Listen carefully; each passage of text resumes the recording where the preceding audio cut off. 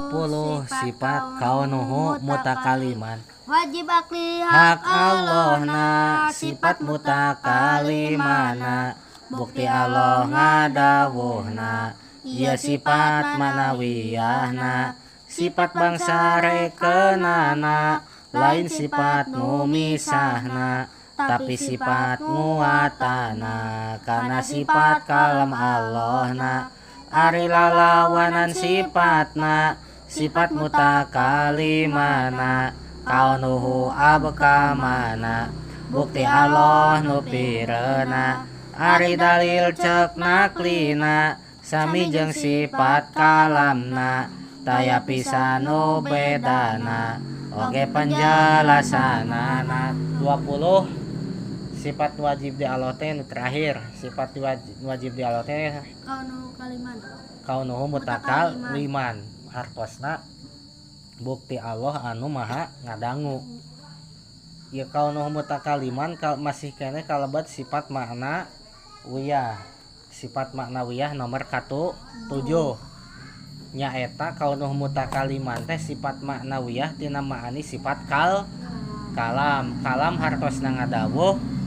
Kaunuhu mutakaliman hartosna bukti Allah anu ngadawuh.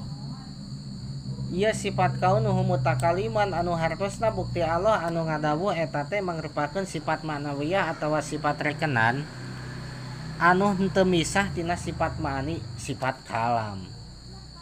Maka sami penjelasanana oge. Lalawanan sifat kaunuhu mutakaliman kaunuhu abkama hartosna bukti Allah anu pire. Lamun lalawanan kalama abkam